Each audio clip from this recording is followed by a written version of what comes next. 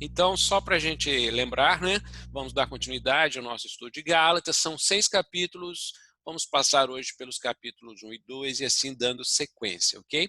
Para a gente fazer aí uma breve revisão, deixa eu só perguntar se o slide mudou para vocês. Mudou, né? Ok. Então, só para a gente fazer uma rápida revisão, né? Vamos lembrar aí que em nenhuma outra carta Paulo foi tão enfático na defesa do evangelho como nesta epístola, né? E o cerne dessa carta aos Gálatas é o combate aos chamados cristãos judaizantes.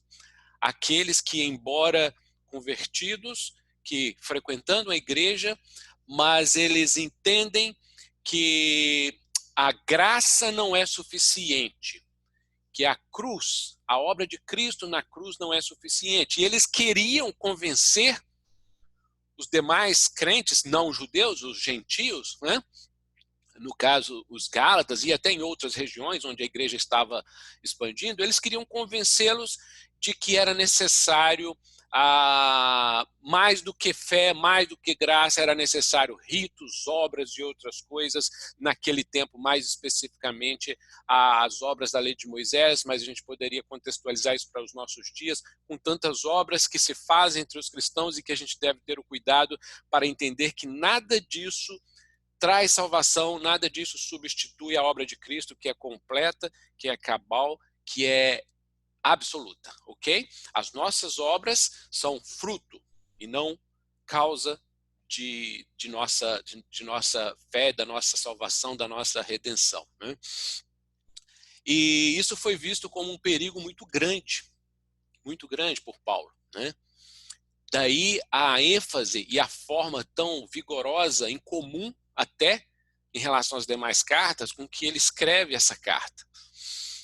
E é interessante também que a gente vê na carta aos Gálatas como que essas pessoas, esses inimigos de Paulo, procuravam minar a credibilidade dele, dizendo que a autoridade apostólica dele era questionável, era de segunda categoria, e usavam como argumento o fato de Paulo não ter caminhado com Cristo em seu ministério terreno, porque a conversão de Paulo veio posteriormente, né? Paulo, na verdade, era um perseguidor dos cristãos. E fazendo isso, obviamente, eles tinham uma intenção por trás de minar a credibilidade de Paulo. A razão era muito simples, eles não gostavam do evangelho que Paulo pregava, porque Paulo pregava o evangelho da cruz, o evangelho em que Cristo é suficiente. E esses judaizantes queriam, na verdade, convencer as pessoas de que isto não era bem assim, né? E com isso, minando a credibilidade, Paulo poderia então ser desacreditado perante os cristãos. Então Paulo se vê diante de um duplo desafio, né? Um ataque não somente à mensagem propriamente do evangelho, da cruz, mas também um ataque à sua autoridade, ok? E assim, lembremos também de que nenhuma outra carta foi endereçada como essa a um grupo de igrejas. As demais cartas todas são endereçadas a uma igreja específica, a igreja de Corinto, a igreja de Filipe, mas a carta aos Gálatas era um grupo de igrejas, porque a Galácia, na verdade, não era uma cidade, era uma região, né? Já falamos sobre isso, era uma região que tinha esse nome em homenagem a uma tribo celta de mesmo nome, que habitava, na verdade, um pouco mais ao norte da região onde Paulo tinha plantado igreja. A região era toda chamada de Galácia, mas ao norte tinha uma tribo de celtas, os Gálatas propriamente, vamos chamar os Gálatas étnicos, né? Mas mais ao sul existia também essa região também com o nome de Galácia, né? E é onde que a gente percebe nos capítulos 13 e 14 do livro de Atos, em sua primeira viagem missionária, Paulo plantando ali igrejas nas cidades de Icônio, Listra, Derbe e Antioquia. E aí, no caso, essa Antioquia é importante a gente entender que é uma Antioquia chamada Antioquia da Pisídia, não Antioquia da Síria, porque na Bíblia muitas vezes aparece Antioquia e Antioquia, mas são duas cidades distintas, e Antioquia da Síria, na verdade, era uma uma cidade com uma importância muito grande para o evangelho. Por quê? Porque a primeira Antioquia da Síria se tornou a igreja mãe, de onde a gente vê no livro de Atos que enviaram Paulo e Barnabé como missionários para a Galácia, né? Além disso, a Antioquia da Síria, ao contrário de Antioquia da Galácia, né, da Psídia, a Antioquia da Síria era uma cidade tida como a terceira maior cidade do mundo naquela época. Ela só perdia para Roma, capital do império, e para Alexandria, no norte do Egito, que também era uma grande cidade. E mais do que isso, a gente percebe que a Antioquia da Síria era importante porque era a igreja mãe que mandou Paulo e Barnabé como missionários para a Galácia, mas também a Antioquia da Síria vinha se tornando cada dia mais o centro da fé cristã, em substituição a Jerusalém, porque como em Jerusalém a perseguição estava aumentando a cada dia contra os cristãos, né? Aos poucos a Antioquia da Síria foi se tornando a grande referência mundial, o grande centro da fé cristã, né? Importante também, não nos esqueçamos, isso é muito interessante, né? A Bíblia relata em Atos 11:26, que foi em Antioquia da Síria que os cristãos, os discípulos, foram chamados de cristãos pela primeira vez. Então, ali surgiu a nossa denominação, né? Cristãos, seguidores de Cristo. Bom, na plantação de igrejas na Galácia, ali na primeira viagem missionária, né? A gente lê também o acolhimento caloroso que os gentios, que os não-judeus deram a Paulo. Isso está relatado em Atos, como eles foram bem recebidos, né?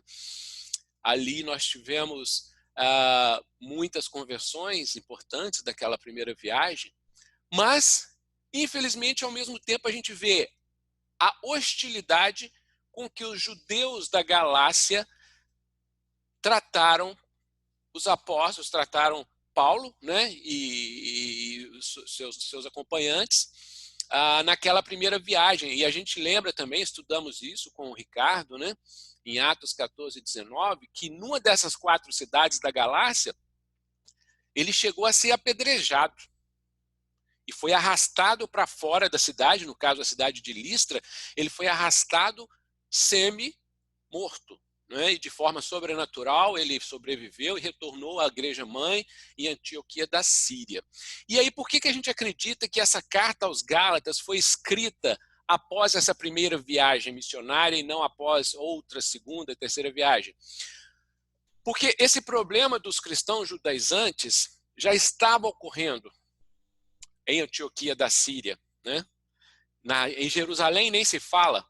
Era um problema que estava realmente perturbando a igreja, perturbando os cristãos, os gentios que iam se convertendo.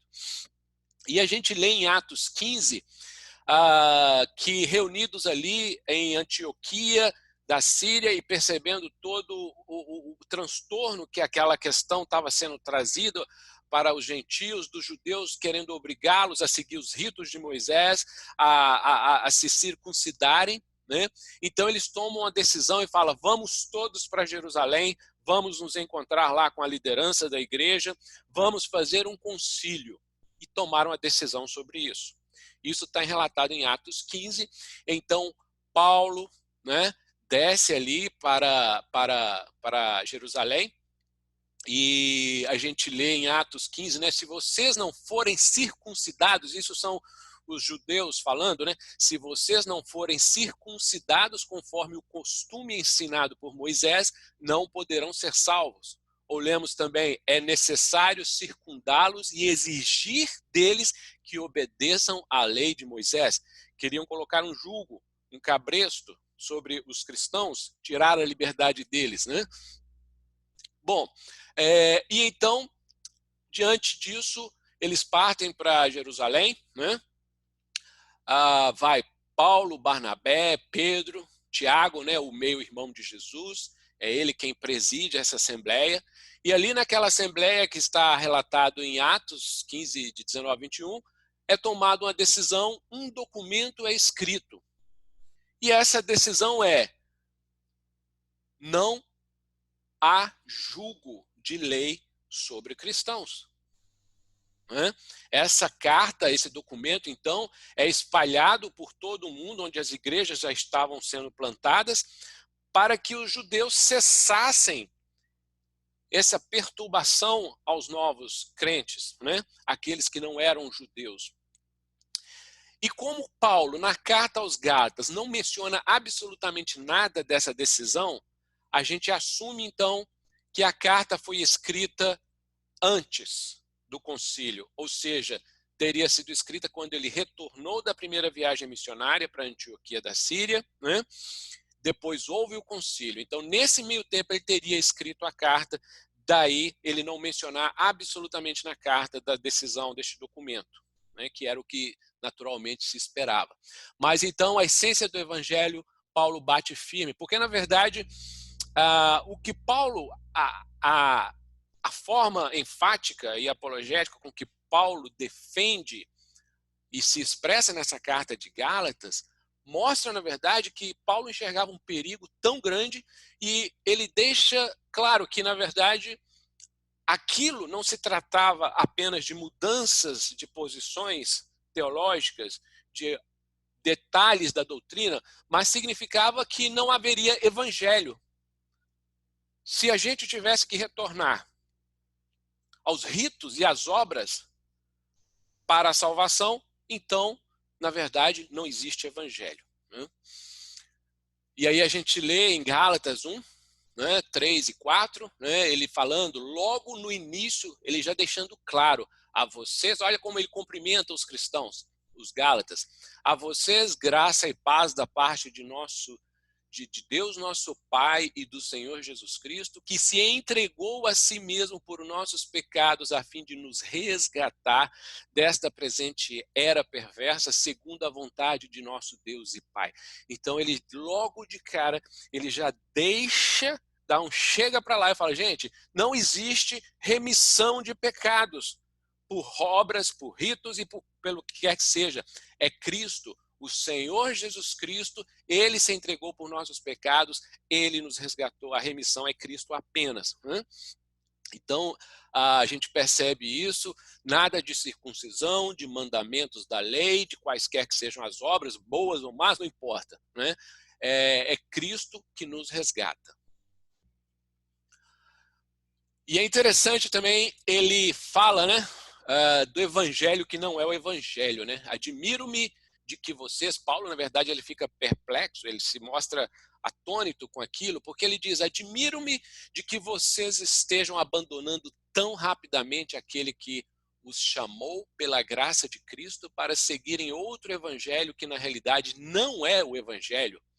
E é interessante porque, vejam bem que Paulo fala, gente, não se trata de posições teológicas, de interpretações, né, de diferenças que são aceitáveis. A gente está falando aqui do núcleo, da essência do evangelho. Então não se tratava de discutir se o cristão tem que ter, a mulher tem que ter cabelo comprido, cortado, a forma de vestir, né, os detalhezinhos todos. Não era coisas secundárias que às vezes a gente precisa abrir mão e, digamos, negociar. A gente precisa distinguir as coisas. Há muitas coisas que, sim, nós podemos negociar porque não são a essência, não são o núcleo da fé. Mas há pontos que são pilares, fundamentos da fé. Esse núcleo, ele não pode ser negociável. Porque se ele for negociável, é o que Paulo diz, é o evangelho que não é o evangelho. Não existe evangelho, acabou o evangelho. E é interessante que Paulo fala o seguinte, vocês não estão mudando, abandonando as doutrinas que eu preguei para vocês. Prestem atenção, vocês estão abandonando aquele que os chamou. Paulo já enxergava, essas mudanças levarão não apenas ao abandono de uma mensagem, mas ao abandono do próprio Deus, né? Adulterar o evangelho é caminhar na direção de se abandonar a Deus. Paulo é muito enfático, né, com isso. E aí ele fala que esse evangelho que os judaizantes estavam pregando, na verdade, não é evangelho. E ainda para a gente ter uma dimensão da gravidade do que estava se passando ali, da forma tão severa com que Paulo responde, né? Aquela ameaça, ele diz em Gálatas, no capítulo 1, versículos 8 e 9, mas ainda que nós ou um anjo dos céus pregue um evangelho diferente daquele que lhes pregamos, que seja anátema. Né? As versões, essa aqui é uma versão mais moderna, mas as versões um pouco mais tradicionais dizem seja amaldiçoado, seja anátema, ou seja, seja amaldiçoado. E ele ainda insiste, como já dissemos, agora repito, se alguém lhes anuncia um evangelho diferente daquele que já receberam, que seja amaldiçoado. Bom, quando a gente pensa nessa questão da maldição, isso soa forte para a gente, né? Paulo aqui, ele usa um linguajar forte, peraí. E quando a gente olha a essência da palavra amaldiçoar e abençoar, né? As duas são antagônicas. Quando você abençoa algo ou alguém, você está dizendo que isso prospere, que isso vá adiante, que isso cresça, que isso dê frutos. Ou o contrário, quando você amaldiçoa, você está dizendo que isso não prospere, que isso morra aqui, que dê certo, que não dê certo. Né? E o que Paulo está dizendo ali é o seguinte, que essa maluquice, que essa adulteração do evangelho, que isso não prospere. E aqueles que estão pregando que não prosperem com isso, porque isso vai contra tudo que Deus planejou por meio da cruz, né? Porque isso vai contra o evangelho. Então a verdade é que não há espaço, né, em se tratando do núcleo da fé, da essência. Não adianta nós querermos ajustarmos para ficarmos bem com a sociedade, com as pessoas, com outras religiões e dizermos, não, a gente dá um jeitinho aqui. Não há jeitinho. Em se tratando do núcleo da fé, daquilo que é pilar, daquilo que é inegociável, não há espaço para inovações, para revelações, para profecias ou o que quer que seja que contrarie o que foi pregado. Amém? E o curioso também, né, é que embutido nesse processo todo, nesses ataques a Paulo, a autoridade apostólica dele, estava a ideia dos judaizantes de que Paulo estava querendo pregar um evangelho light, um evangelho politicamente correto, que não requeria muito esforço, um tipo de graça barata, né? Porque eles diziam, Paulo não quer pegar no pesado aqui das obras, do rito, da lei mosaica, né? Esse aqui que é o cara que é o crente raiz, né? Paulo está querendo dar uma de crente, está pregando o evangelho Nutella, na linguagem de hoje, né? O evangelho Nutella, de que o cara não precisa cumprir, fazer, dar duro, se esforçar e fazer por merecer. É muito interessante a gente pensar justamente no apóstolo Paulo, né, receber esse tipo de crítica, esse tipo de acusação, mas é interessante a resposta que Paulo dá, né? A gente pode ler em Gálatas 1:10, né? Acaso busco eu agora a aprovação dos homens ou a de Deus? Paulo deixa claro para os Gálatas, gente, não estou preocupado com o favor, com o politicamente correto, com a minha imagem. Ou estou tentando agradar a homens? Se eu ainda estivesse procurando agradar a homens, não seria servo de Cristo. Então a questão aqui não era essa. Paulo, pelo contrário, Paulo tinha sido fariseu, linha dura, crente raiz, né? Daquele que era a lei severa até a morte, como hoje a gente vê os muçulmanos morrendo pela fé e aquela coisa, e vamos soltar vamos, se for preciso a gente mata e tal, e acontece. Esse era o Paulo. E agora ele ser acusado de, não, é porque a compreensão dele tinha sido vinda de Deus. Paulo tinha recebido, e esse é um outro argumento que ele usa para defender a sua autoridade apostólica.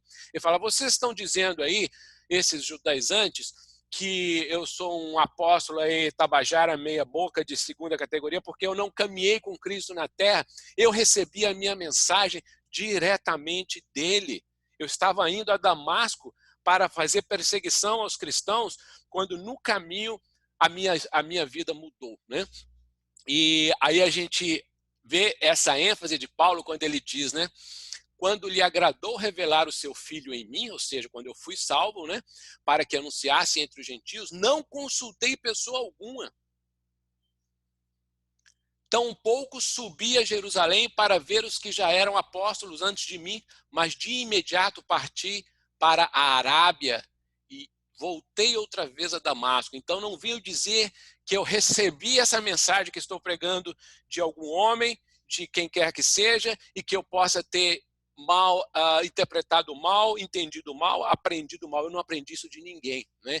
E ele deixa claro, tanto é que eu me converti e não fui ter com os apóstolos em Jerusalém. Isso é interessante, Paulo deixa claro.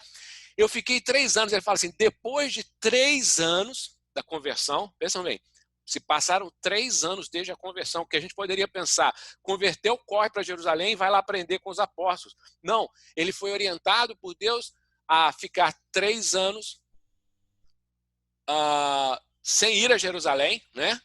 E ele fala só depois de 3 anos que ele foi a Jerusalém, que ele conheceu Pedro pessoalmente e esteve com Pedro só 15 dias.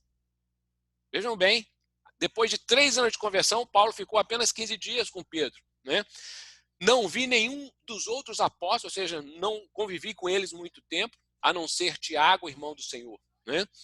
Então, Paulo enfatiza a autoridade dele. Eu recebi essa mensagem, foi dele, foi diretamente do céu, né? Foi de Cristo. E a gente se pergunta também, né? Porque Paulo fala, eu fui para a Arábia depois da minha conversão. A gente fala, o que Paulo foi fazer na Arábia? A Bíblia não deixa claro, né? A Arábia é uma região muito extensa, você pega a Península Arábica ali, ou talvez, sei lá, uns 2, 3 mil quilômetros de sul a norte, e uma parte dela chega bem próximo à Síria, não é isso, pastor Juma? A região arábica, apesar de ser bem extensa, uma parte dela vai ali bem próximo ali da Síria, da Jordânia. Então a gente imagina que Paulo, que tinha como sede a Síria, a Antioquia da Síria, que na verdade ele andou rodando por ali também. E estes devem ter sido anos de intensa reflexão para Paulo, estes 3 primeiros anos, né? Por quê? Porque pensem bem, gente, que conversão radical. Paulo não foi uma conversão de uma pessoa, eu era um cristão assim assado, agora eu sou um cristão batista, eu sou um cristão, sei lá, protestante evangélico, um cristão católico. Não, a conversão de Paulo foi radical, foi de um perseguidor, um obcecado pelo cumprimento da lei mosaica, a alguém que agora era acusado de cristão Nutella, né? Tudo é a graça, é Jesus, é a cruz, quer dizer que é só a cruz, é que ele é. Paulo falou, é isso mesmo, gente, porque foi revelado. E estes anos devem ter sido de intensa reflexão, né? Ele conhecia profundamente a lei de Moisés, e agora todo aquele conhecimento de Paulo, da lei do Velho Testamento, sob a revelação do Espírito Santo, estava resultando que numa capacidade extraordinária de provar de forma detalhada e exaustiva que Jesus é o Cristo.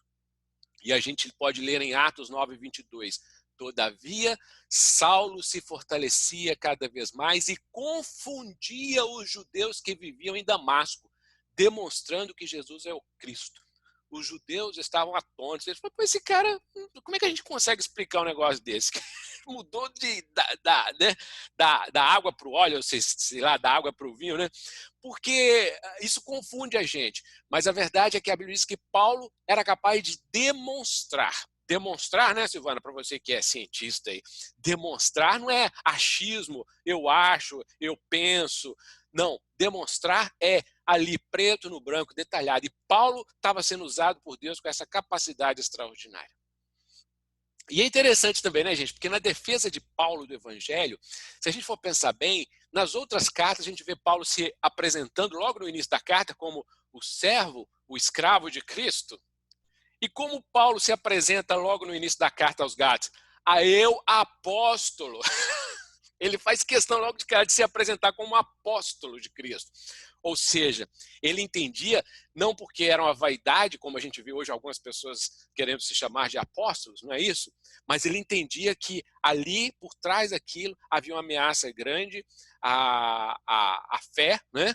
E ele não queria que a obra preciosa de Cristo tornasse apenas mais uma seita judaica, né? Mas temos os fariseus, os saduceus, os essênios, temos mais agora uma seita cristã aqui dos não, isso deixaria o evangelho deixaria de existir. Então ele se apresenta logo de início em Paulo Gálatas como eu apóstolo, né? Não é eu escravo, eu servo de Cristo, como ele faz em outras cartas.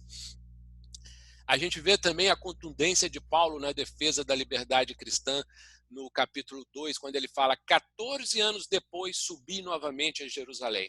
Ou seja, ele se converteu, ficou 3 anos perambulando ali entre Síria e Arábia, Damasco, depois foi a Jerusalém, por um curto período de tempo ele esteve ali com os apóstolos, foi embora fazer o seu ministério, as suas viagens, etc. Somente 14 anos depois ele subiu novamente em Jerusalém, né? E ele diz, expus diante deles o evangelho que prego entre os gentios. Mas nem mesmo Tito, que estava comigo, foi obrigado a circuncidar-se, apesar de ser grego. Então Paulo, o tempo todo mostrando, gente, essas coisas não são mais para o nosso tempo, isso é passado. Deus virou a página, não vamos tentar ficar retendo a obra de Deus. Então, Tito está aqui comigo, cristão, irmão nosso, e não circuncidou-se, e é grego, porque não é preciso mais circuncidar-se, né?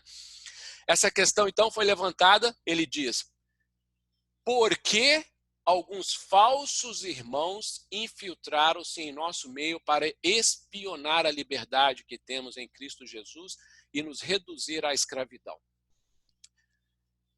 Vejam, então, a contundência de Paulo, né? Ele chama essas pessoas que querem destruir o evangelho, voltar aos ritos, às obras da lei, ele chama o quê? De falsos irmãos. São infiltrados para espionar a liberdade que temos em Cristo Jesus e reduzir à escravidão, nos reduzir à escravidão.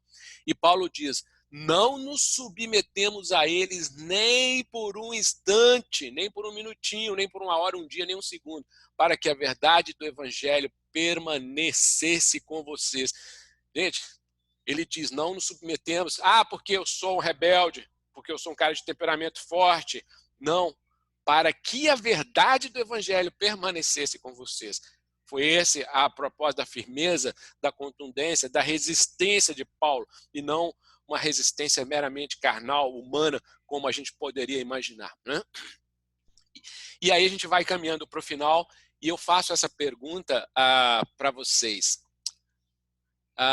Por que a lei nos reduz à escravidão? Paulo diz, a liberdade que temos em Cristo Jesus, eles queriam tirá-lo e nos reduzir à escravidão. Por quê? Temos uns minutinhos. Gostaria que vocês se expressassem no entendimento dessa questão. Por que que Paulo diz que a lei nos escraviza, nos reduz à escravidão? Vamos lá. Deixa eu participar aqui um pouquinho só para iniciar o bate-papo, embora o tempo já não vai permitir a gente ir longe. Eu entendo que escravo é quando a gente não tem liberdade, a gente fica ali preso dentro de uns parâmetros. E quando nós estamos reduzidos à lei, nós também ficamos exatamente enquadrados dentro de alguns parâmetros. Então, se a gente já foi alcançado pela graça, a gente já teve esses parâmetros, essa escravidão quebrada, e a gente volta para a lei, a gente volta para esse enquadramento, para esses parâmetros rígidos, fixos, que não nos permitem mais pensamento. A gente não tem uma liberdade de pensamento, de expressão. A gente simplesmente obedece e fica ali enquadrado naquilo. Ok? I'm so sorry, I have to go. Oh, desculpa. Sorry, Pastor Joma. Go How ahead. are you all? Oh, we miss you all. Oh. Anyhow, this letter, I think it's interesting because Paulo he tried to tell the Christian who's from Jewish background that to not take their religion where they were and to add it to the Christianity. He tried to take this mixing And it's happened now, as we are seeing some ex-Muslim, they come to the Christianity and they brought with them some ideas, some thoughts that they want to add it to the Christianity. So Paulo, in this letter, the interesting is in every letter and another, Paulo, he say always, he greeting, he's starting with the greeting, but this one is like, seems like he's angry. He's angry from the people there because they mixed the the Judaism with the Christianism. So they're trying to like found a new religion. It's not the Christianity, it's not Judaism. So here, it looks like he's angry. He tried to tell them, I am apostle. If you want or you don't want, I am apostle, because not me, myself, who I put myself, but God himself, he put me.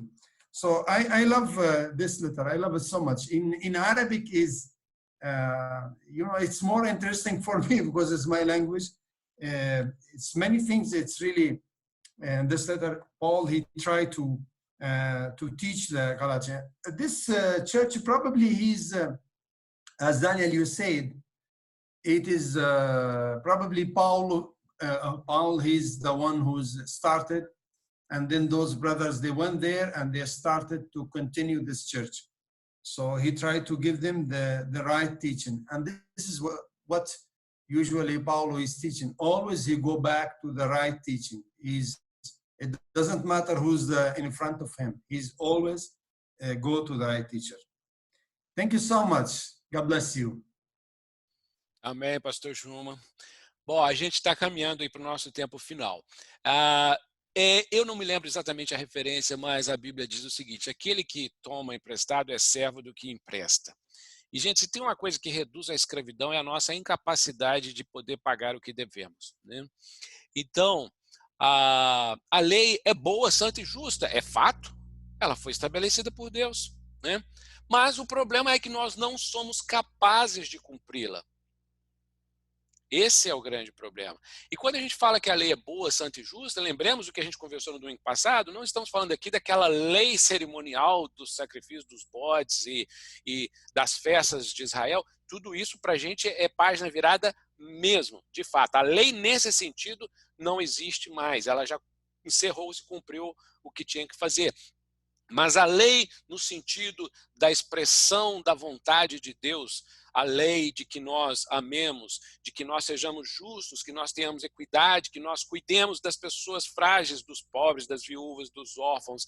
Essa lei, gente, ela é boa, é santa, é justa, e ela está lá na palavra. A gente só precisa ir lá e buscá-la. Quanto mais a gente conhece a palavra de Deus, mais a gente conhece os propósitos. Mas nós não somos capazes de cumpri-la, né? Conhecereis a verdade vos libertará. E aí a pergunta, o que fazer então? Porque se a lei é boa, é santa e justa, e a gente não é capaz de cumpri-la, como fica? Como sair desse imbróglio? E para encerrar, eu gostaria de deixar este versículo com vocês de Filipenses. Posso todas as coisas em Cristo, que me fortalece. É em Cristo é que nós temos o poder de cumprir e fazer a vontade de Deus. Não tentemos por nós mesmos amar ao próximo como a nós mesmos. Não tentemos por nós mesmos amar a Deus sobre todas as coisas. Não tentemos por nós mesmos sermos muito bonzinhos, caridosos e fazermos obras, porque nós não seremos capazes. Então, precisamos descansar na cruz, descansar em Cristo. E a obra que Ele tiver que fazer, Ele fará. E o que Ele não fizer, a gente se submeterá, porque o importante é permanecer nele. E Ele fará o que tiver que ser feito. Então, isso é uma total libertação. É essa mensagem que Paulo não podia abrir mão naquele momento ali, daquele conflito com os judaizantes, com os gálatas. Isso é liberdade. Se eu estou em Cristo, o que eu fiz está feito, o que eu não fiz, tudo pertence a Deus. Está debaixo do controle dele em todas as mãos. O meu esforço é apenas permanecer nele. E até esse esforço é, na verdade, a graça dele. Amém? Vou pedir a Kelly, então, que nos despeça numa palavra de oração e um abençoado domingo aí para todos vocês.